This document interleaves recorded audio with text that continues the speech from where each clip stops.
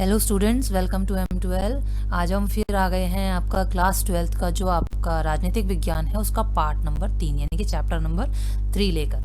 Chapter number 3 है आपका समकालीन विश्व में अमेरिकी वर्चस्व, यानी कि अमेरिका का कितना अस्तित्व था, क्या उसकी पोजीशन थी समकालीन विश्व के अंदर। लास्ट चैप्टर में हम पढ़ चुके हैं कि किस तरह से सोवियत यूनियन का खात्मा हो गया था और सोवियत यूनियन 1991 में पूरी तरह से खत्म हो गया और रशिया ने उस पर उत्तराधिकार जमा लिया था।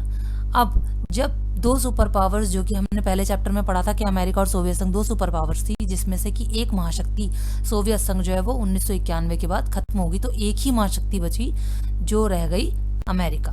तो अमेरिका वर्चस्व का प्रारंभ कब माना गया? जब सोवियत संघ खत्म हो गया था सन 1991 में। उस समय क्या हुआ कि इराक ने कुवैत पर हमला कर दिया था उस पर कब्जा करने के लिए। तो जब सोवियत संघ ने उसे रोकने की कोशिश, संयुक्त राष्ट्र संघ ने उसे रोकने की कोशिश की, इराक को रोकने की, बच्चों यहाँ सोवियत संघ संयुक्त राष्ट्र संघ है, संयुक्त राष्ट्र संघ ने कई कोशिशें की थी, राजनयिक कोशिशें की कि किसी तरह से संयुक्त राष्ट्र संघ की बात मानकर इराक जो है वो कुवैत पर हमला ना करे। तो कुवैत को मुक्त कराने के लिए उन्होंने बल प्रयोग की अनुमति दे दी कि किसी तरह से बल प्रयोग करके अगर इराक को रोका जा सकता है कुवैत पर हमला करने से तो रोक दिया जाए। तो अमेरिकी राष्ट्रपति जॉर्ज बुश ने इसे नई विश्व व्यवस्था की संज्ञा दे दी। किस तरह संज्ञा दे दी? उन्होंने ये कहा कि अमेरिका से कहा उन्होंने कि आप बल प्रयोग करके भी अगर इराक को कुवैत पर युद्ध करने से रोक सकते हो तो आप उसको रोक दो। तो बच्चों अमेरिका ने क्या किया? अमेरिका ने इराक पर हमला बोल दिया, जिसमें कि उसने 34 देशों को साथ में लिया और 6,60,000 सैनिकों की फौज बना ली, जिसके साथ उसने इराक पर हमला कर दिया। उस वक्त अमेरिकी राष्ट्रपति कौन थे बच्चों? George Bush. ठीक है, यहाँ पर मैं करेक्ट करना चाहूंगी, यहाँ पर दिस इज नॉट सोवियत संघ, इसे सोवियत संघ ना करके आप संयुक्त राष्ट्र संघ समझेंगे, क्योंकि सोवियत संघ खत्म हो चुका था, तो ये संयुक्त राष्ट्र संघ है। अमेरिका की ओर से किए गए इस हमले को प्रथम खाड़ी युद्ध कहा जाता है। अब अमेरिका ने इसी तरह जब इराक पर हमला किया कुवैत पर हमला करने से रोकने के लिए, तो उसे प्रथम खाड़ी युद्ध कहा गया। हालांकि संयुक्त राष्ट्र संघ ने इस सैन्य अभियान को ऑपरेशन डेजर्ट स्टॉर्म कहा। इसे क्या कहा गया? प्रथम खाड़ी युद्ध वैसे कहा गया, लेकिन संयुक्त राष्ट्र संघ ने इसे नई संज्ञा दे दी। क्या कहा? Operation desert storm. अब प्रथम खाड़ी युद्ध के बारे में ही प्रॉपरली यहाँ बताया गया है। प्रथम खाड़ी युद्ध क्या था? अमेरिका और इराक का युद्ध, जिसमें अमेरिका ने कुवैत को बचाने के लिए इराक पर हमला कर दिया था। इसमें कितनी जो मिले जुले देश थे? 34 मिले जुले देश थे और 6,60,000 सैनिकों की फौज थी जिन्होंने अमेरिका का साथ दिया। नॉर्मन शॉर्स्कोव अमेरिकी जनरल इस सैन्य अभियान के प्रमुख थे, जिन्होंने इस सैन्य अभियान का नेतृत्व किया था साथ में उससे इराक से लड़ने के लिए, और जिसमें 75% जो सैनिक थे वो अमेरिका के ही थे। इराकी राष्ट्रपति सद्दाम हुसैन ने ऐलान किया क्या है, यानी कि ये बहुत बड़ी जंग कहलाएगी, पर इराकी सेना जल्दी ही हार गई और उसे कुवैत पर हटने से मजबूर होना पड़ा।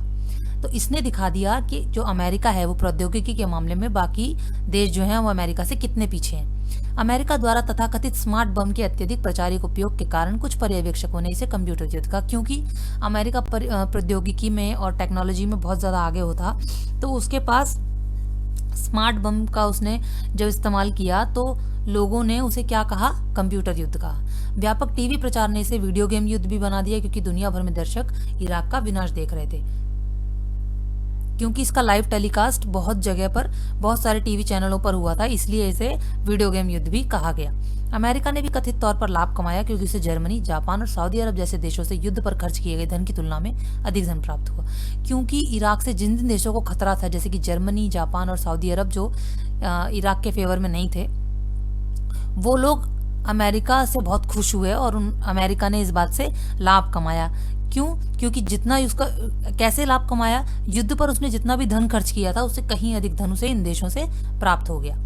क्लिंटन का दौर। प्रथम खाड़ी युद्ध जब जीत गया अमेरिका, तो उसके बाद जॉर्ज बुश 1992 में अमेरिका के राष्ट्रपति चुनाव हार गए। जब अमेरिका ने इराक पर हमला जीत लिया था तो उसके बाद 1992 में चुनाव हुए, जिसमें जॉर्ज बुश हार गए। और कौन जीता? विलियम जेफरसन, जिन्हें बिल भी कहा गया, जिनका छोटा नाम था बिल क्लिंटन, डेमोक्रेटिक पार्टी के वो नेता थे, अमेरिका के नए राष्ट्रपति बन गए। उन्होंने विदेश नीति की जगह घरेलू नीति को अपने चुनाव प्रसार का निशाना बनाया था।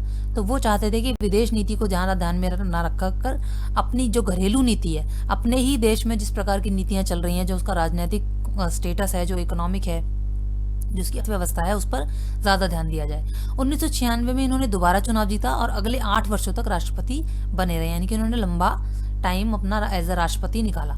उनकी सरकार अपने आंतरिक मामलों पर अधिक ध्यान देती थी, वह विश्व राजनीति पर अधिक केंद्रित नहीं थी। जैसा कि ऊपर हमने बता दिया कि वो अपने जो देश में जिस प्रकार की व्यवस्था चल रही थी, राजनीतिक व्यवस्था, आर्थिक व्यवस्था जिस प्रकार की थी, वो उस पर ज़्यादा ध्यान देते थे, बजाय कि विश्व समस्याओं पर या विश्व राजनीति पर ज़्यादा ध्यान नहीं देते थे। विदेश नीति में क्लिंटन सरकार ने नरम मुद्दों जैसे लोकतंत्र को बढ़ाने, जलवायु परिवर्तन और विश्व व्यापार पर अधिक ध्यान दिया, न कि कठोर राजनीति जैसे कि सैन्य बल और सुरक्षा पर। इसमें क्या उन्होंने नरम मुद्दों, अगर विश्व राजनीति में उन्होंने जो ध्यान दिया भी, तो इस बात पर ध्यान दिया कि किस तरह से अपने लोकतंत्र को बढ़ाया जाए, जलवायु परिवर्तन जिस तरह से हो रहा था उसको गलत तरीके से होने से बचाया जाए, मतलब जलवायु परिवर्तन कोई अगर नुकसानदेह हो रहा है तो उसको किस तरह बचाया जाए, और जो विश्व में जलवायु परिवर्तन है, जैसे जिस तरह ग्लोबल वार्मिंग के बारे में आपने सुना हुआ है, उसको ना होने दिया जाए, या फिर विश्व व्यापार में किस तरह से अमेरिका को फायदा हो सकता है। वैश्विक तौर पर बहुत सारे देशों के साथ उसके व्यापारिक संबंध थे, तो विश्व व्यापार किस प्रकार बढ़ाया जाए इस पर उसका ज़्यादा ध्यान था। और कठोर राजनीति जैसे कि सैन्य बल हो गया, सुरक्षा हो गई, किस तरह से हमले की बातें हो गई, इन पर ज़्यादा ध्यान नहीं दिया जाता था। फिर भी उन्होंने अपनी सैन्य शक्ति का प्रयोग करने के लिए अपनी तत्परता दिखाई, फिर भी अपनी जो सैन्य शक्ति थी उसको हमेशा उन्होंने मजबूत ही रखा। 1991 में क्या हुआ, मुख्य रूप से अल्बानी आबादी के खिलाफ युगोस्लावियन कार्रवाई के जवाब में कोसोवो प्रांत, जहां नाटो देश की वायुसेना का नेतृत्व करने वाले अमेरिका ने लगभग 2 महीने तक युगोस्लाविया के आसपास लक्ष्य पर बमबारी की थी। अब क्योंकि अल्बानी आबादी के खिलाफ युगोस्लावियन कार्रवाई के जवाब में, मतलब कि जो अल्बानी आबादी थी उसके खिलाफ युगोस्लाविया ने जो कार्रवाई की थी, युगोस्लाविया ने इस तरह से हमला किया, उसका जवाब में अमेरिका ने जब उसका जवाब दिया तो कोसोवो प्रांत, जहां पर नाटो देश की वायुसेना का नेतृत्व करने वाले अमेरिका, यानी कि नाटो देश, जो नाटो बनाया गया था, हमने सेकंड चैप्टर में पढ़ा है, गुटनिरपेक्ष जो संगठन बना था, उस देश की वायुसेना का नेतृत्व अमेरिका कर रहा था। तो उसने क्या किया, 2 महीने तक युगोस्लाविया को जवाब देने के लिए उसने उस लक्ष्य पर लगातार बमबारी की। फिर 1998 में अमेरिकी दूतावास पर हुई बमबारी के जवाब में नैरोबी, केन्या और दर इस सलाम पर 1998 में हमला किया। अब 1998 में भी जब अमेरिकी दूतावास पर बमबारी हुई तो उसके जवाब में भी नैरोबी, केन्या और दर इस सलाम पर अमेरिका ने सन 1998 में हमला कर दिया। बम विस्फोटों के लिए एक आतंकवादी संगठन अल कायदा और जिम्मेदार ठहराया गया था। राष्ट्रपति क्लिंटन ने सूडान और अफगानिस्तान में अल कायदा पर क्रूज मिसाइलों की एक श्रृंखला इनफाइनाइट रीच के संचालन का आदेश दिया, जिसके लिए अमेरिका ने ना तो संयुक्त राष्ट्र की मंजूरी की परवाह की और ना ही अंतर्राष्ट्रीय कानूनों के प्रावधान लिए। इस तरह अब क्योंकि एक आतंकवादी संगठन जो है वो बहुत प्रचलित हो गया था, जिसका नाम था अल कायदा। आप लोगों ने सबने लादेन का नाम सुना होगा। तो इस तरह से वो उस वक्त उभर रहा था। तो वो जब अल कायदा इस तरह से उभरने लगा और अल कायदा जो आतंकवादी संगठन था वो फैलने लगा, तो अमेरिका में जो राष्ट्रपति क्लिंटन थे उन्होंने सूडान और अफगानिस्तान में लगातार क्रूज मिसाइलें की एक श्रृंखला वहां पर छोड़ने का आदेश दे दिया, जिसको कहा गया इनफाइनाइट रीच, जिसके लिए उन्होंने संयुक्त राष्ट्र से किसी दूसरे देश पर हमला करने के लिए या किसी दूसरे देश से अगर सुरक्षा भी करनी होती है अपने, तो संयुक्त राष्ट्र से मंजूरी लेनी होती। लेकिन अमेरिका ने इस बात की परवाह नहीं की, उन्होंने कोई मंजूरी संयुक्त राष्ट्र से नहीं ली और अंतर्राष्ट्रीय कानूनों के प्रावधान की कोई परवाह नहीं की। उसके बाद क्या हुआ, उसके बाद अल कायदा ने जवाब देने के लिए, अमेरिका ने इस पर इनफाइनाइट रीच जो क्रूज मिसाइल थी उनकी श्रृंखला छोड़ी। उसके जवाब में अल कायदा ने 9/11 जिसे कहा जाता है, 11 सितंबर को हुआ जो ट्विन टावर्स पर हमला हुआ, उसके रूप में आतंकवादी संगठन जो था उसने जवाब दिया। जब 11 सितंबर 2001 को 4 अमेरिकी व्यावसायिक जहाज़ों को अगवा किया गया। कैसे किया गया वो हमला, 4 जो अमेरिकी व्यावसायिक जहाज थे उनको अगवा कर लिया गया, यानी कि उनका अपहरण कर लिया गया, जिसमें 19 अपहरणकर्ता थे, 19 लोगों ने अपहरण किया। फिर 3 जगह इन प्लेन्स को ले जाया गया, 4 जगह, 4 प्लेन्स, 2 तो ट्विन टावर पर ही थे, एक था आर्लिंगटन वर्जीनिया में जो पेंडंगटन की बिल्डिंग थी वो, और जो चौथा था वो अमेरिकी कांग्रेस की कैपिटल बिल्डिंग के लिए लक्षित था, परंतु वो जाकर खेत में एक मैदान में उतर गया था। तो हम दोबारा से पढ़ते हैं, 4 अमेरिकी व्यवसायी जहाज थे जिसको अल कायदा जो संगठन था उसने अगवा कर लिया, अपहरण कर लिया। उसके बाद इन चारों जहाज़ों को उड़ाया गया। दो जहाज जो थे वो ट्विन टावर्स जिसे कहा जाता है, अमेरिका में न्यूयॉर्क में बिल्डिंग थी ट्विन टावर्स की, उन पर केंद्रित किया गया। वहां जाकर वो प्लेन जो थे वो उस बिल्डिंग से टकराए और वो बिल्डिंग धराशायी हो गई थी। उसके बाद तीसरा प्लेन जो था वो रक्षा विभाग का मुख्यवास था, यानी कि जो उसकी डिफेंस मिनिस्ट्री थी, जो उसका रक्षा विभाग था अमेरिका का, उसका मेन हेडक्वार्टर था आर्लिंगटन वर्जीनिया में, जिसे पेंडंगटन की बिल्डिंग कहा जाता था। वहां पर उसने दूसरा प्लेन केंद्रित किया।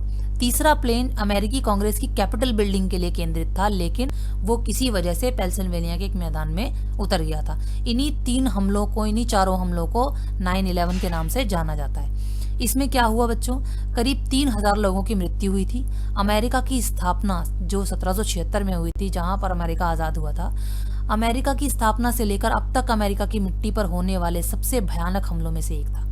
इसकी तुलना सन 1814 में वाशिंगटन डीसी की ब्रिटिश आगजनी से की गई थी तथा पर्ल हार्बर पर सन 1941 में जापानियों द्वारा किए गए हमले से की गई थी। मतलब जो दो भयानक हमले अब तक अमेरिका पर हुए थे, उन दो भयानक हमलों से इसकी तुलना की गई जो 9/11 का हमला अलकायदा ने किया था।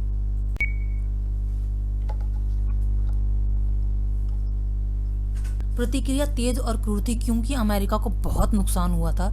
ये सबसे भयानक हमलों में से एक था, तो अमेरिका की प्रतिक्रिया बहुत ज्यादा तेज थी। पूर्व राष्ट्रपति जॉर्ज H.W. बुश के बाद क्लिंटन अमेरिका के राष्ट्रपति के रूप में आए थे, ये हम पढ़ चुके हैं ऑलरेडी। George W. बुश ने क्या उपाय किए थे? आतंकवाद के विरुद्ध विश्वव्यापी युद्ध के अंग के रूप में अमेरिका ने ऑपरेशन एंड्योरिंग फ्रीडम चलाया, जो मुख्यतः इस हमले के सभी संदिग्धों के विरुद्ध था, खासकर अलकायदा और अफगानिस्तान के तालिबानी प्रशासन के विरुद्ध। तो उन्होंने सबसे पहले क्या काम किया? जो पूर्व राष्ट्रपति थे जॉर्ज W. बुश, उन्होंने क्या उपाय किए? उन्होंने आतंकवादी के विरुद्ध विश्वव्यापी युद्ध के अंग के रूप में अमेरिका ने क्या चलाया? ऑपरेशन एंड्योरिंग फ्रीडम, जो कि इस हमले के सभी संदिग्धों के विरुद्ध, यानी कि जिन जिन पर शक था इस हमले को लेकर, उन सबके विरुद्ध ये ऑपरेशन चलाया गया, खासकर अलकायदा और अफगानिस्तान के तालिबानी प्रशासन, क्योंकि तालिबान और अलकायदा जो थे ये दो आतंकवादी संगठन ऐसे थे जो उस वक्त बहुत प्रचलित थे। तालिबान के शासन के पांव जल्दी ही उखड़ गए, लेकिन तालिबान और अलकायदा के अवशेष अब भी सक्रिय थे, क्योंकि 9/11 की घटना के बाद और भी कई हमले हुए थे। हालांकि जो अमेरिका ने ये ऑपरेशन किया था, इस वजह से बहुत सारे आतंकवादी संगठन जो थे, इस आतंकवादी संगठन को भी नुकसान हुआ था, लेकिन पूरी तरह से अमेरिका से ये अलकायदा और तालिबान के जो पांव थे वो पूरी तरह से उखड़े नहीं थे। मतलब कि कुछ लोग अभी भी ऐसे आतंकवादी संगठन के बाकी थे, क्योंकि 11 सितंबर के हमलों के बाद भी अमेरिका में कई हमले हुए। अमेरिकी सेना ने पूरे विश्व में गिरफ्तारियां की, उनमें से ज्यादातर कैदी की सरकार को बताए बिना हुई। मतलब कि अमेरिका ने बहुत सारे लोगों को गिरफ्तार किया और ज्यादातर उनमें किसमें उन्होंने सरकार को बताया तक नहीं। इन लोगों को अलग अलग देशों में भेजा गया और खुफिया जेलखानों में बंदी बनाकर रखा गया। कुछ बंदियों को ग्वांतानामो बे में ले जाया गया। ये बच्चों एक खाई थी, एक जगह थी जहां पर कैदियों को रखा जाता था, जो कि क्यूबा के निकट अमेरिकी नौसेना का एक ठिकाना है। हाँ, तो क्यूबा एक देश है, क्यूबा के निकट एक अमेरिकी नौसेना का ठिकाना है जहां पर अमेरिकी नौसेना ठहरती थी। वहां पर बंदियों को ना तो अंतर्राष्ट्रीय कानून की सुरक्षा प्राप्त है और ना ही अपने देश और अमेरिका के कानून की। मतलब वहां पर अगर किसी भी देश के बंदी को पकड़ा जाता था तो उसे, जिसे कहते हैं कि नहीं, अपने देश की अंतर्राष्ट्रीय कानूनों की सुरक्षा प्राप्त होती है। अगर आप किसी और देश में जाते हैं तो आपको अंतर्राष्ट्रीय कानूनों की सुरक्षा प्राप्त होती है। मतलब कि कोई भी आपको बिना बात के गिरफ्तार नहीं कर सकता। अगर आप किसी दूसरे देश में जाते हैं तो आपको अपने देश की सुरक्षा इस बात पे प्राप्त होती है, जिसे एम्बेसी कहते हैं। आप एम्बेसी में रिपोर्ट कर सकते हैं। इसी तरह से ये जो जगह थी, लेकिन यहाँ पर कोई भी सुरक्षा अंतर्राष्ट्रीय कानून की किसी प्रकार की किसी कैदी को प्राप्त नहीं थी, ना ही अपने देश की और ना ही अमेरिका की। अगर कोई अमेरिकन पकड़ा जाता तो अमेरिका के कानूनों की उसको कोई सुरक्षा प्राप्त नहीं थी। संयुक्त राष्ट्र संघ के प्रतिनिधियों तक को इनसे मिलने की अनुमति नहीं दी गई थी। यानी कि संयुक्त राष्ट्र संघ के प्रतिनिधि भी अगर इनसे मिलने आते थे तो उनको भी अनुमति नहीं दी जाती थी। फिर इराक पर आक्रमण हुआ। 19 मार्च 2003 को फिर अमेरिका ने इराक पर दोबारा आक्रमण किया, जिसे कोड नेम दिया गया ऑपरेशन इराकी फ्रीडम। 40 से अधिक देशों ने अमेरिका अगुवाई वाले कोalition ऑफ विलिंग्स में भाग लिया। कोalition ऑफ विलिंग्स का मतलब यह है कि अपनी इच्छा से इस तरफ आगे बढ़ना, मतलब कि अपनी इच्छा से इस ऑपरेशन में साथ देना। ऑपरेशन इराकी फ्रीडम जिसे कहा गया है, इसका इस्तेमाल करते हुए अमेरिका ने इराक पर फिर से हमला कर दिया। इसका उद्देश्य क्या था कि इराक को सामूहिक विनाश के हथियार बनाने से रोकना, क्योंकि इराक जो है इस तरह से, अब इराक में इस तरह के तालिबानी और आतंकवादी संगठन पैदा हो रहे थे, बन रहे थे, इसीलिए पूरे विश्व में सामूहिक विनाश हो रहा था। इसे रोकने के लिए अमेरिका ने इराक पर हमला करने का फैसला किया। चूंकि सामूहिक विनाश के लिए हथियार का कोई सबूत नहीं मिला, तो यह अनुमान लगाया गया कि आक्रमण अन्य उद्देश्यों से प्रेरित था, जैसे इराकी तेल क्षेत्र को नियंत्रित करना और अमेरिका के लिए अनुकूल शासन स्थापित करना। अब क्योंकि अमेरिका ने हमला तो ये कहकर किया कि हम सामूहिक विनाश के लिए हथियार बनाने से इराक को रोकना चाहते हैं, लेकिन वहां पर हथियार बनाने का इनको कोई सबूत नहीं मिला। तो इसलिए बाकी देशों द्वारा ये अंदाजा लगाया गया कि अमेरिका ने इराक पर जो हमला किया वो किया कि इराक में तेल के बहुत ज्यादा कुएं थे, बहुत ज्यादा वो बहुत प्रचुर मात्रा में तेल वहां अवेलेबल था, वहां उपलब्ध था। तो इराकी जो तेल क्षेत्र थे उनको नियंत्रित करने के लिए और अमेरिका द्वारा अपना शासन वहां जमाने के लिए अमेरिका ने इराक पर हमला किया है। पर तब भी अमेरिका इराक को शांत करने में असफल रहा, लेकिन तब भी इराक में जो आतंकवादी संगठन थे वो शांत नहीं रह पाए। इराक में अमेरिकी कब्जे के खिलाफ पूर्ण विद्रोह प्रज्वलित किया गया। अमेरिका ने युद्ध में 3000 से अधिक सैनिकों को खो दिया। अब जब अमेरिका ने इराक पर हमला किया तो उसमें जो युद्ध हुआ उस वक्त तो पूर्ण विद्रोह इस तरह से प्रज्वलित हो गया था, लेकिन अमेरिका ने भी इराक को तो नुकसान वो पहुंचाना चाहता ही था, लेकिन अमेरिका के भी अपने कम से कम 3000 सैनिक जो थे वो मृत्यु को प्राप्त हो गए थे। इराकी मृत्यु अधिक संख्या में हुई। एक अनुमान के अनुसार अमेरिकी हमले के बाद लगभग 50,000 सैनिक मारे गए। क्योंकि इराक पर हमला किया गया था और बिना नोटिस के हमला किया गया था, तो इराक में मृत्यु जो है वो अमेरिका से ज्यादा हुई थी। उसमें लगभग 50,000 सैनिक मारे गए थे। व्यापक रूप से इराक पर अमेरिकी हमला सैन्य और राजनीतिक धरातल पर असफल सिद्ध हुआ। अगर व्यापक तरीके से मतलब कि ब्रॉड तरीके से, बड़े तरीके से अगर देखा जाए तो इराक पर अमेरिकी हमला सैन्य और राजनीतिक धरातल पर यानी कि सेना के हिसाब से भी और राजनीतिक हिसाब से भी असफल रहा था, क्योंकि अमेरिका को इससे कोई फायदा नहीं हुआ और जान माल का दोनों तरफ ही बहुत नुकसान हुआ। वर्चस्व का क्या अर्थ है? वर्चस्व का अर्थ है बच्चों, यहाँ देखो, एक तो होता है पावर, एक होती है राजनीति। कि जो राजनीति का मतलब क्या है कि जो राज करेगा, जो राज चलाता है उसके पास पावर होती है। जो राज चलाएगा उसके पास पूरी पावर होती है। ठीक है, आप लोगों ने कभी वेन डायग्राम पढ़े होंगे मैथ्स में, तो आपको पता होगा पूरी पावर जो है वो राजनीति में होती है। यानी जिसके पास राज चलाने की शक्ति है उसके पास सारी शक्तियां होंगी।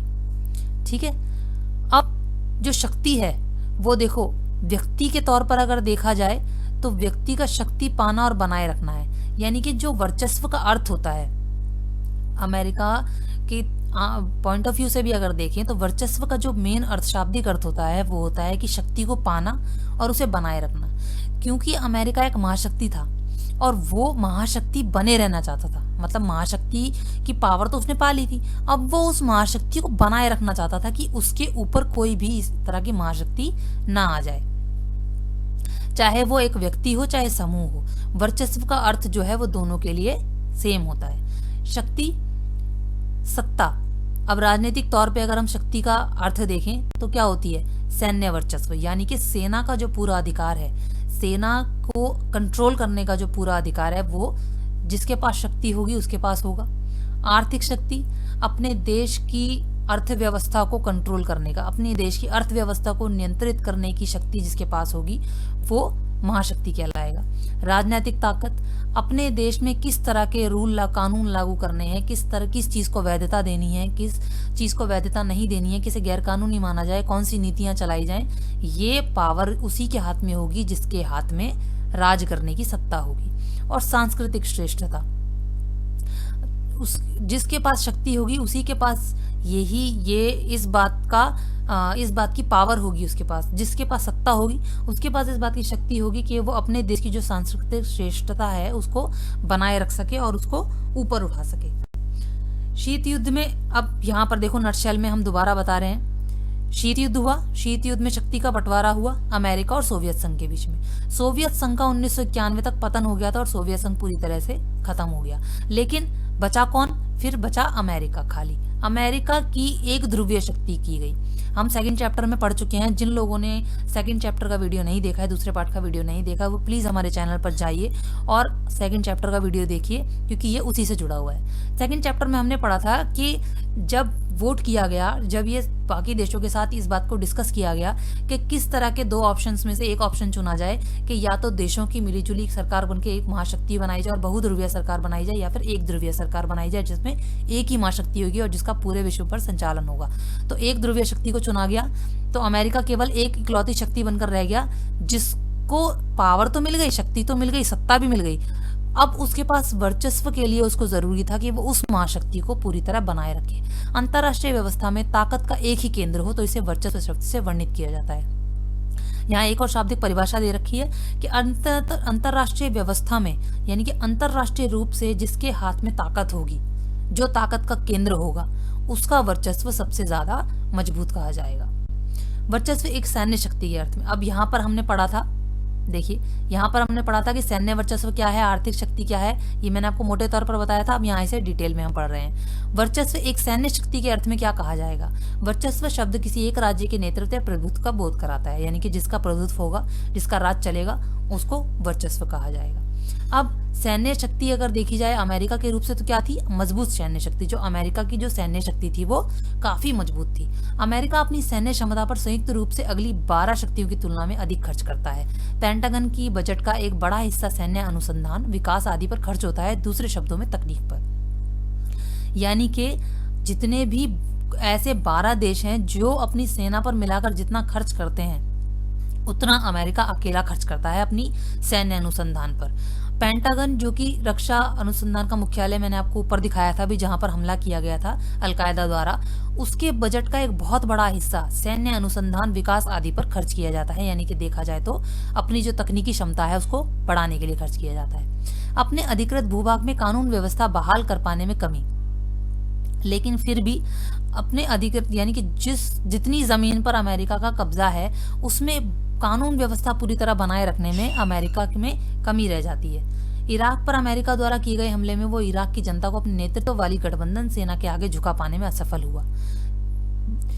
क्योंकि हम ऊपर अभी पढ़ चुके हैं कि अमेरिका ने जब इराक पर हमला किया था तो पूरी तरह उसको आतंकवादी संगठन जो है, आतंकवाद जो है, उसको पूरी तरह वो जड़ से इराक से खत्म नहीं कर पाया, वहां के लोगों को अपने काबू में नहीं कर पाया। सैन्य बल जो होता है उसके 4 लक्ष्य होते हैं बेसिकली: जीतना, उसके बाद अवरोध करना यानी कि रोकना, दंड देना और कानून व्यवस्था बहाल करना। जो भी किसी भी देश की सेना है उसके 4 काम होते हैं मेन, कि अगर वो कोई युद्ध लड़ती है तो वो जीते, अगर कोई गलत काम हो रहा है तो उसे रोक सके, और अगर कोई ऐसा काम है जो दंडनीय है तो उसका दंड दे, और कानून व्यवस्था को इस तरह बनाए रखे। अमेरिका की अवरुद्ध करने और दंड देने की क्षमता स्वतः सिद्ध है, परंतु फिर भी अपने अधिकृत भूभाग में कानून व्यवस्था बहाल करने में अमेरिका नाकाम रहा है। मतलब कि ये कह रहा है कि हम पुराने इतिहास में देख सकते हैं कि अमेरिका ने गलत काम को, आतंकवाद को रोकने की या फिर हमला करने से रोकने की दूसरे देशों को बहुत कोशिश की है, और दंड देने की भी बराबर कोशिश की है। अब अमेरिका ने इराक पर हमला किया था, उसकी क्या वजह थी?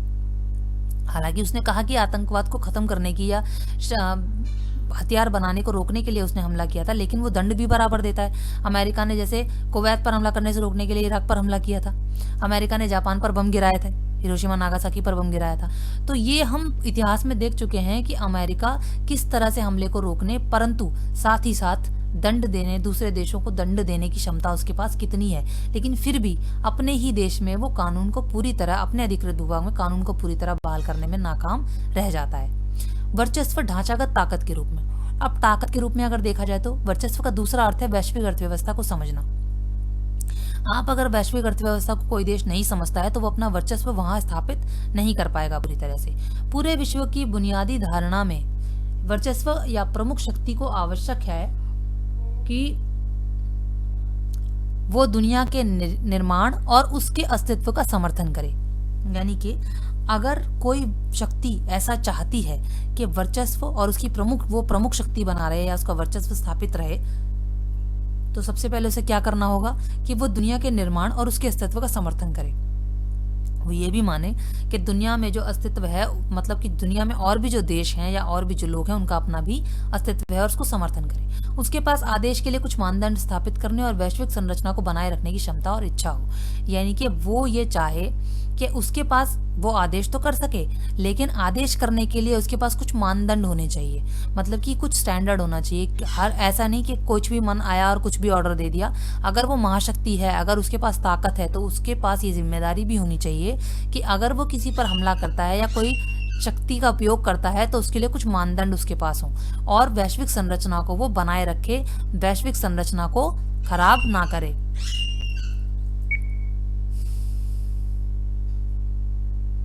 को मुहैया कराने की अमेरिकी भूमिका, मतलब कि अमेरिका की कितनी भूमिका रही है सार्वजनिक वस्तुओं को विश्व भर में मुहैया कराने के लिए, यानी कि उपलब्ध कराने के लिए। सार्वजनिक वस्तुएं क्या हैं? सार्वजनिक वस्तुओं से आशय ऐसी चीजों से है जिसका उपभोग कोई एक व्यक्ति करे तो दूसरे को भी उपलब्ध उसी वस्तु की मात्रा में कोई कमी नहीं है, यानी वायु या सड़क। यानी कि अमेरिका को, जैसे अमेरिका जैसी महाशक्ति है, उसे ये बात समझ में आ जाएगी जो सार्वजनिक वस्तुएं हैं वो सभी के लिए हैं, किसी व्यक्ति विशेष के लिए नहीं है, वो सबको उपयोग होनी चाहिए। मतलब कि कोई एक व्यक्ति इसका उपयोग करे तो दूसरे व्यक्ति को उसके उपयोग में कोई कमी नहीं आनी चाहिए। वैश्विक अर्थव्यवस्था के संदर्भ में अगर देखा जाए तो सार्वजनिक वस्तुओं के उदाहरण क्या हैं? जैसे पहला है आपका समुद्री व्यापार मार्ग। समुद्री व्यापार मार्ग का मतलब है ये एक समुद्री मार्ग होता है जो आमतौर पर व्यापारिक जहाजों द्वारा प्रयोग किया जाता है। मतलब कि अगर दो देशों को व्यापार करना है और पानी के जहाज के थ्रू वो व्यापार करते हैं तो उसके लिए समुद्री व्यापार मार्ग बनाया जाता है। ठीक है, उसे समुद्री व्यापार मार्ग कहते हैं। खुली वैश्विक अर्थव्यवस्था में मुक्त बाजार, मुक्त व्यापार समुद्री व्यापार मार्गों के खुलेपन के बिना संभव नहीं है। उसका कहने का मतलब यह है कि अगर खुली वैश्विक व्यवस्था होगी जहां पर कोई भी देश किसी के साथ भी व्यापार कर सकता होगा, तो अगर उसमें समुद्री व्यापार खुला नहीं है तो मुक्त बाजार व्यवस्था उसे नहीं कहा जा सकता। वर्चस्व वाला देश अपनी नौसेना की ताकत से समुद्री व्यापार मार्गों की आवाजाही के नियम तय करता है। वर्चस्व वाला देश मतलब जिसके पास मेन शक्ति है, मुख्य शक्ति है, जो मुख्य सत्ता है जिसके पास, वो देश अपनी नौसेना की ताकत से ये तय करता है कि समुद्री व्यापार मार्गों की आवाजाही कैसी होगी। मतलब कौन देश वहां जा सकता है, किस तरह से जाएगा, कौन सा समुद्री मार्ग होगा किस तरह के व्यापार के लिए। अंतरराष्ट्रीय समुद्र में आबाद आवाजाही को सुनिश्चित करता है। मतलब कि अंतरराष्ट्रीय समुद्र में भी किस प्रकार की आवाजाही होगी, यानी कि जो अपने देश के बाहर समुद्र है वहां से समुद्री व्यापार किस तरह से होगा ये भी वो देश तय करेगा। दूसरे विश्व युद्ध के बाद ब्रिटिश नौसेना का जोर घटने से अब यह भूमिका अमेरिका निभाता है। दूसरे विश्व युद्ध के बाद क्योंकि ब्रिटिश नौसेना का जो प्रभाव था वो कम हो गया था, तो इसलिए अब यह भूमिका अमेरिका निभाता है। दूसरी सार्वजनिक वस्तु क्या है? इंटरनेट, जिसे सब इस्तेमाल कर सकें। इंटरनेट अमेरिकी सैन्य अनुसंधान परियोजना का परिणाम है जो सन 1950 में शुरू हुई थी। यहाँ पर यह बता रहा है कि इंटरनेट जो है अमेरिकी सैन्य अनुसंधान द्वारा सबसे पहले उपयोग किया गया था। एक परियोजना बनाई गई जिसके परिणाम स्वरूप इंटरनेट की खोज की गई, इंटरनेट को बनाया गया और जिसको 1950 में शुरू किया गया था। आज भी इंटरनेट ग्रहों के एक वैश्विक तंत्र पर निर्भर है जिसमें ज्यादातर उपग्रह अमेरिका के हैं। अब आपको पता होगा कि जो पृथ्वी के बाहर सैटेलाइट्स घूमते रहते हैं जिससे कि हमें इंटरनेट अवेलेबल हो पाता है, तो वो उसमें भी जो सैटेलाइट्स जो घूम रहे हैं वो सबसे ज्यादा सैटेलाइट्स जो है वो अमेरिका के हैं। विश्व की अर्थव्यवस्था में अमेरिका की 21% की हिस्सेदारी है। इनकी जो पूरे विश्व की अर्थव्यवस्था है उसमें केवल 21% जो है वो सिर्फ अमेरिका का है। विश्व के कुल व्यापार में अमेरिका की लगभग 14% की हिस्सेदारी है। यानी कि विश्व की अर्थव्यवस्था में 21% है और विश्व के कुल व्यापार में 14% की हिस्सेदारी अमेरिका की बनती है। यदि विश्व के व्यापार में यूरोपीय संघ के अंदरूनी व्यापार को भी शामिल कर लिया जाए, अगर यूरोपीय संघ के व्यापार को भी शामिल कर लें तो अमेरिका की 14% की हिस्सेदारी है, नहीं तो 21% की हिस्सेदारी है। अमेरिका की आर्थिक प्रबलता वैश्विक अर्थव्यवस्था को एक खास शक्ल देने की शक्ति देती है। क्योंकि अमेरिका आर्थिक रूप से प्रबल है, अमेरिका के पास बहुत पैसा है, तो इस वजह से वैश्विक अर्थव्यवस्था में उसको एक खास स्थान मिलता है क्योंकि वो दूसरे देशों की मदद कर सकता है। दूसरे विश्व युद्ध के बाद अमेरिका द्वारा कायम की गई ब्रिटेन वुड प्रणाली आज भी विश्व की अर्थव्यवस्था की बुनियादी संरचना का काम कर रही है। जो अमेरिका ने ब्रिटेन वुड प्रणाली बनाई थी दूसरे विश्व युद्ध के बाद, वो अमेरिका ने कायम की थी, वो आज भी विश्व की अर्थव्यवस्था को बुनियादी संरचना का काम करती है। क्योंकि वो आर्थिक रूप से प्रबल है तो उसके पास ये शक्ति है कि वो अपने जो आर्थिक उसकी क्षमता है उसका प्रयोग जो है वो देशों की मदद करने के लिए भी कर सकता है और देशों को नुकसान पहुंचाने के लिए भी कर सकता है। तो ये एक प्रकार की शक्ति ही कही जाएगी। इस तरह हम विश्व बैंक, अंतर्राष्ट्रीय मुद्रा कोष और विश्व व्यापार संगठन को अमेरिकी वर्चस्व का परिणाम मान सकते हैं। इस तरह हम कह सकते हैं कि जो भी विश्व बैंक है, अंतर्राष्ट्रीय मुद्रा कोष है जो पूरे विश्व में मुद्रा को उपलब्ध कराता है, और विश्व व्यापार संगठन जो है वो अमेरिकी वर्चस्व का ही परिणाम है। यानी कि अमेरिका के पास जो प्रमुख शक्ति है उसने ही इन तीनों संगठनों को प्रबल बनाया है। अमेरिका की ढांचागत ताकत का एक मानक उदाहरण यहाँ पर उन्होंने अब क्या दे दिया कि अमेरिका की जो ढांचागत ताकत है, अमेरिका कितने अच्छे तरीके से बना हुआ है, उसका ढांचा कितना मजबूत है, इस बात का उदाहरण उन्होंने एक एकेडमिक डिग्री का नाम देकर किया है जिसे कहा जाता है MBA। क्या है ये? Masters of business administration. विश्व का पहला business school Wharton school university of Pennsylvania में सन 1881 में खुला था। पहली एमबीए का शुरुआती पाठ्यक्रम सन 1900 से आरंभ हो गया था। यानी कि आप सब एमबीए की डिग्री को जानते ही होंगे। तो एमबीए की डिग्री जो है वो सबसे पहले अमेरिका की यूनिवर्सिटी में शुरू की गई थी, और सबसे पहला जो पाठ्यक्रम था एमबीए का वो सन 1900 से आरंभ किया गया।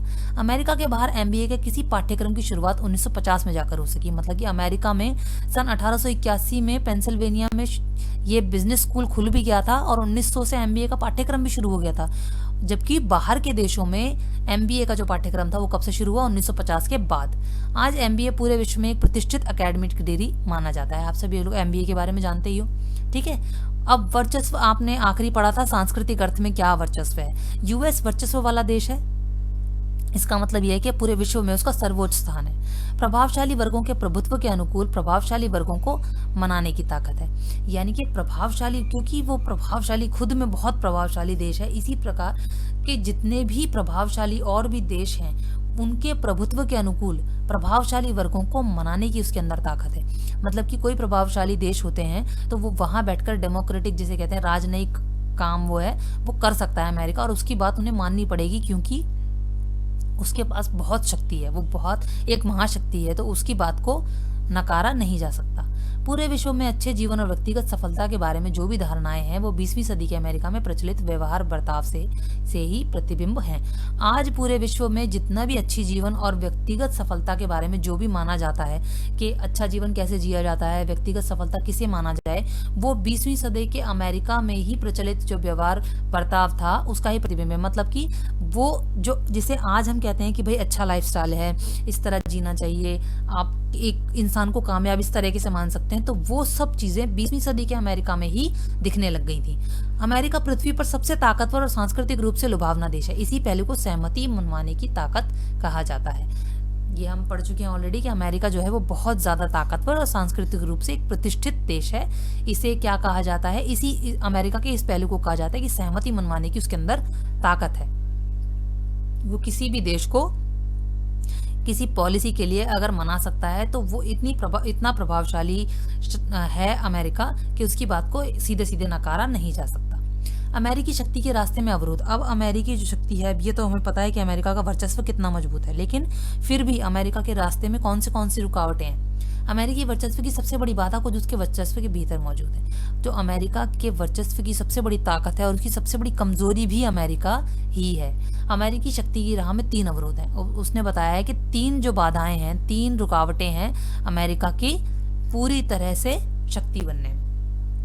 पहला, अमेरिका की संस्थागत बुनावट। अमेरिका सरकार की 3 शाखाओं के बीच ताकत के बंटवारे की प्रणाली कार्यपालिका द्वारा सैन्य शक्ति के बेलगाम इस्तेमाल पर अंकुश लगाने का काम करती है। अब सरकार की क्योंकि 3 शाखाएं हैं, उनके बीच में ताकत बटी हुई है। अब एक तो है नहीं कि भाई एक ही हर चीज डिसाइड करेगा। कोई शक्ति जो सैन्य शक्ति है वो दूसरे शाखा के पास है।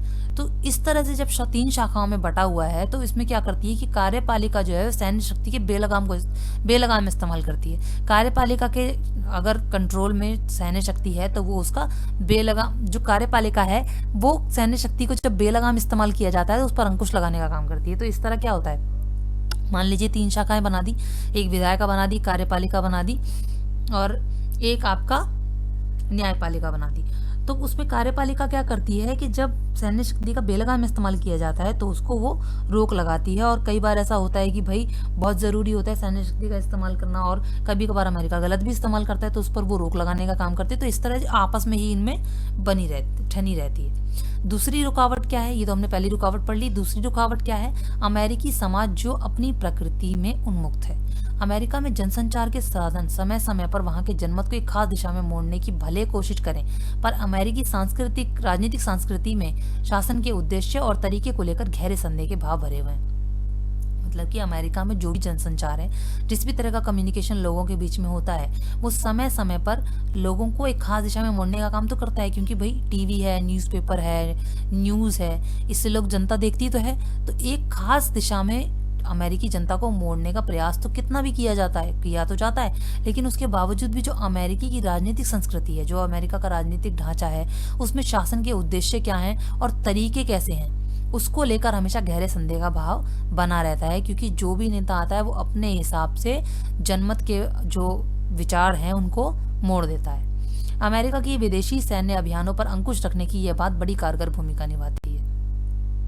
जो अमेरिका है वो विदेशी सैन्य अभियानों पर अंकुश लगाती है, तो इस बात से बड़ा फर्क पड़ता है। अमेरिका के जो भी राजनीतिक व्यवस्था बनती है उसमें अमेरिका किस तरह से अपनी विदेशी सैन्य अभियानों पर अंकुश लगाता है वो बड़ा महत्व रखती है। तीसरी बाधा क्या है, ये सबसे महत्वपूर्ण बात है बच्चों। अंतरराष्ट्रीय व्यवस्था में केवल एक संगठन है जो संभवतः अमेरिकी ताकत पर लगाम लगा सकता है, और इस संगठन का नाम है नाटो, यानी कि उत्तरी अटलांटिक ट्रीटी ऑर्गेनाइजेशन। ठीक है, अब अमेरिका महाशक्ति साबित हो गया। अमेरिका एक मात्र शक्ति है और सबसे उसका वर्चस्व सबसे ज्यादा मजबूत है, लेकिन फिर भी एक ऐसा संगठन है जो अमेरिका पर अभी भी लगाम लगा सकता है, और वो संगठन है नाटो, यानी कि जिसे कहते हैं उत्तरी अटलांटिक ट्रीटी ऑर्गेनाइजेशन, यानी कि North Atlantic Treaty Organisation. America का स्पष्टतः बहुत बड़ा हित लोकतांत्रिक देशों के संगठन को कायम करने से जुड़ा हुआ है, क्योंकि इन देशों की बाजार मूलक अर्थव्यवस्था चलती है। इसी कारण इस बात की संभावना बनी रहती है कि नाटो में शामिल अमेरिका के साथी देश उसके वर्चस्व पर कुछ अंकुश लगा सकें। इसके कहने का मतलब यह है कि अमेरिका का बहुत बड़ा फायदा होता है। जितने भी लोकतांत्रिक देश जो हैं वो जो नाटो के सदस्य हैं उससे अमेरिका को बहुत ज्यादा फायदा होता है, क्योंकि इन देशों में बाजार मूलक अर्थव्यवस्था चलती है। इसी क्योंकि बाजार मूलक अर्थव्यवस्था मतलब मुक्त बाजार व्यवस्था है, और वो अमेरिका से कहीं ज्यादा अपने संबंध बनाए रखते हैं। इसलिए इस बात की संभावना बनी रहती है कि नाटो में जितने भी अमेरिका के साथी देश शामिल हैं वो उसके वर्चस्व पर अंकुश लगा सकते हैं। यानी कि अमेरिका जब अपने हित से बाहर निकलने की, हद से बाहर निकलने की कोशिश करता है तो उस पर अंकुश जो है वो इसके लोकतांत्रिक देश लगा सकते हैं, क्योंकि वो अपने बाजार मूलक व्यवस्था अर्थव्यवस्था चलती है उनमें, तो वो अपने जो व्यापार की जो मतलब कि जो व्यापार करना रोक सकते हैं अमेरिका के साथ। तो इसलिए अमेरिका पर अंकुश लगा रहता है कि वो अपने वर्चस्व का फायदा ना उठाए। अब आता है कि अमेरिका के भारत से कैसे संबंध है। देखो, भारत के सोवियत के साथ अच्छे संबंध थे, हम देख सकते हैं, हमने पढ़ा था। ठीक है, भारत के सोवियत के साथ अच्छे संबंध थे, भारत के अमेरिका के साथ भी अच्छे संबंध थे, लेकिन जब सोवियत खत्म हुआ तो भारत के उसके साथ संबंध भी टूट गए। अब भारत रह गया अकेला यहाँ पर। अर्थव्यवस्था का उदारीकरण करने और वैश्विक अर्थव्यवस्था से जोड़ने का निर्णय जो भारत ने सोवियत के पतन के बाद लिया। अब क्या किया, जब सोवियत का पतन हो गया तो भारत ने क्या किया, अपनी अर्थव्यवस्था का उदारीकरण करने का और इसे वैश्विक अर्थव्यवस्था से जोड़ने का फैसला किया। उसने कहा कि हम भी जो वैश्विक अर्थव्यवस्था है, जो पूरे विश्व में मुक्त बाजार व्यवस्था है या व्यापार करने की जो आज़ादी है, उसको अभी हम इस्तेमाल करेंगे और उदारीकरण अपनाएंगे। इस नीति तथा हाल के सालों में प्रभावशाली आर्थिक वृद्धि दर के कारण भारत अब अमेरिका समेत कई देशों के लिए आकर्षक आर्थिक सहयोगी बन गया है। अब उदारीकरण की नीति जब उसने अपनाई और वैश्विक अर्थव्यवस्था में जो उसने भाग लेना शुरू किया, तो ऐसा करते करते इस नीति को अपनाने से कुछ सालों में ही प्रभावशाली आर्थिक वृद्धि भारत में देखी गई, और आज जो है वो भारत अमेरिका समेत कई ऐसे देश हैं जिनके लिए वो आर्थिक सहयोगी बना हुआ है। दो नई बातें जो हाल के सालों में भारत अमेरिकी संबंध के बीच में उभरी हैं, पहला तकनीकी और प्रौद्योगिकी संबंध, मतलब जिस तरह से अमेरिका में टेक्नोलॉजी डेवलप होती है उसी को देखते हुए भारत ने भी अपने देश में टेक्नोलॉजी को उतना ही डेवलप किया है, तकनीकी को बढ़ाया है। दूसरा, अमेरिका में बसे अनिवासी भारतीयों की भूमिका। अब अमेरिका में ऐसे बहुत सारे अनिवासी भारतीय हैं, आपने देखा होगा भारत के लोग जो हैं बहुत सारे ऐसे हैं जो अमेरिका में जाके बसे हुए हैं, तो उनकी भूमिका भी बहुत इंपॉर्टेंट है। ये बातें आपस में जुड़ी हुई हैं। कैसे? ये दोनों बातें वो कह रहा है कि आपस में जुड़ी हुई हैं। कैसे जुड़ी हुई हैं? सॉफ्टवेयर के क्षेत्र में भारत के कुल निर्यात का 65% अमेरिका को जाता है। यानी कि सॉफ्टवेयर के जो क्षेत्र होता है, आप जानते हो माइक्रोसॉफ्ट वगैरह जो कंप्यूटर कंपनीज होती हैं, उनमें जो सॉफ्टवेयर के क्षेत्र में, आईटी के क्षेत्र में जो भारत का कुल निर्यात है वो 65% अमेरिका को जाता है। मतलब सॉफ्टवेयर टेक्नोलॉजी में जितना भी निर्यात भारत करता है उसमें वो 65% जो है वो अमेरिका से करता है। बोइंग जो फाइटर जेट प्लेन है उसका 35% तकनीकी कर्मचारी भारतीय मूल के हैं। यानी कि बोइंग जो है वो अमेरिका का एयरफोर्स का प्लेन है, फाइटिंग प्लेन है, उसके जो 35% तकनीकी कर्मचारी हैं वो भारतीय हैं। ठीक है, 3 लाख भारतीय सिलिकॉन वैली में काम करते हैं। सिलिकॉन वैली अमेरिका में है, 3 लाख भारतीय वहाँ काम करते हैं। और उच्च प्रौद्योगिकी के क्षेत्र में 15% कंपनियों की शुरुआत अमेरिका में बसे भारतीयों ने की है। यानी कि वहाँ पर अमेरिका में भी उच्च प्रौद्योगिकी के क्षेत्र में जो सबसे ज्यादा कंपनियों की शुरुआत हुई है वो अमेरिका में बसे 15% भारतीयों ने ही की है। ये भारत और अमेरिका के बीच में आपस में इंटरकनेक्शन है, यानी कि दोनों आपस में इस तरह जुड़े हुए हैं। भारत और अमेरिका के बीच संबंधों के प्रकार के बारे में हुए तर्क वितर्क की 3 प्रमुख रणनीतियां। वो भारतीय विश्लेषक जो अंतर्राष्ट्रीय राजनीति को बड़े पैमाने पर सैन्य शक्ति के संदर्भ में देखते हैं, भारत और अमेरिका के बीच की घनिष्ठता से डरते हैं और चाहते हैं कि भारत अमेरिका से दूरी बनाए रखे और अपनी राष्ट्रीय शक्ति को बढ़ाने पर ध्यान दे। अब ये यहाँ पर क्या बताना चाह रहे हैं कि भारत और अमेरिका के बीच जिस प्रकार के संबंध हैं उसमें बड़े तर्क वितर्क होते हैं, यानी कि कोई कहता है कि भारत और अमेरिका के बीच में अच्छे संबंध है वो ठीक है, कोई कहता है ये बात ठीक नहीं है। यानी कि पहले पॉइंट में देखो यहाँ क्या है कि ऐसे भारतीय विश्लेषक भी हैं जो अमेरिका से इतने घनिष्ठ संबंध जो भारत के चल रहे हैं उससे डरते हैं। वो चाहते हैं कि भारत जो है वो अमेरिका से अपनी निश्चित दूरी एक बना के रखे और अपनी शक्ति बढ़ाने पर ज्यादा ध्यान दे। दूसरी बात क्या कहते हैं, अन्य विद्वान और विश्लेषक ऐसी रणनीति अपनाने की तरफदारी करते हैं जिससे भारत अमेरिकी वर्चस्व का फायदा उठाए। अब एक तरफ तो उन्होंने कहा कि उसे अमेरिका से डरना चाहिए, ठीक है, वो अपने कदम पीछे हटा ले और अपनी शक्ति को बढ़ाने की तरफ ध्यान दे। दूसरी तरफ विश्लेषक कहते हैं कि अमेरिका का फायदा उठाए भारत, ठीक है, वो चाहते हैं कि दोनों के आपसी हितों को मेल हो और भारत अपने लिए सबसे बढ़िया विकल्प ढूंढ ले। वो मानते हैं कि अमेरिका के विरोध की रणनीति व्यर्थ साबित होगी और बाद में से भारत को नुकसान होगा। अब यहाँ पर तो ये कह रहे हैं कि अमेरिका से दूरी बनाए रख लो और अपनी राष्ट्रीय शक्ति बढ़ाने पर ध्यान दो। यहाँ पर रणनीति में कहा जा रहा है कि अमेरिका के साथ बने रहो, उसकी तकनीकी जितना भी विकास होता है उससे टेक्नोलॉजी और प्रौद्योगिकी के मामले में उसका फायदा उठाओ और बेहतर विकल्प अपने लिए ढूंढ लो, क्योंकि अगर हम अमेरिका से दुश्मनी करेंगे और अगर उसके साथ युद्ध करेंगे तो भारत को ही नुकसान होगा, कोई फायदा नहीं होगा, अमेरिका ये कोशिश व्यर्थ साबित होगी। और कुछ विद्वान क्या सोचते हैं कि भारत अपनी अगुवाई में विकासशील देशों का गठबंधन बनाए, कुछ सालों में ये गठबंधन ज्यादा ताकतवर हो जाएगा और अमेरिकी वर्चस्व के प्रतिकार में सक्षम हो जाएगा। यानी कि तीसरी बात में ये लोग कहते हैं कि भारत अमेरिका से संबंध बिल्कुल ही खत्म कर दे और अपने जो इतने भी विकासशील देश हैं, क्योंकि अमेरिका तो विकसित देश है, कुछ कहते हैं कि भारत अपने जैसे विकासशील देशों का एक गठबंधन बनाए और उस गठबंधन को एक इतना मजबूत कर ले कि धीरे धीरे जो अमेरिकी वर्चस्व है, जो अमेरिका की इकलौती ताकत है, उसको खत्म किया जा सके। अब वो कह रहा है कि वर्चस्व से निपटे कैसे, ये समझना महत्वपूर्ण है कि अमेरिकी सेना को संतुलित करने के लिए कोई एक शक्ति नहीं है, ऐसी विभिन्न रणनीतियां जो वर्चस्व के आधिपत्य को दूर करने में सहायक हो सकती हैं। यानी कि वो कहना चाह रहा है कि वर्चस्व है, अमेरिकी वर्चस्व है, अब इकलौती ताकत होगी पूरे विश्व के ऊपर तो वो तो फायदा भी उठा सकती है ना अपनी ताकत का। तो वो कह रहा है कि ऐसे वर्चस्व से कैसे निपटा जाए। तो ये समझना महत्वपूर्ण है कि अमेरिकी सेना को संतुलित करने के लिए कोई एक शक्ति नहीं है, यानी कि अमेरिकी वर्चस्व से निपटने के लिए आप सिर्फ एक शक्ति का इस्तेमाल नहीं कर सकते, अलग अलग आपको रणनीतियां बनानी होंगी जो वर्चस्व के आधिपत्य को दूर करने में सहायक हो जाएंगी। बैंड वैगन रणनीति के अनुसार ये सुझाव दिया जाता है कि आधिपत्य की शक्ति के विरोध की गतिविधियों में संलग्न होने की बजाय वर्चस्व व्यवस्था के भीतर काम करके लाभ कमाया जाए।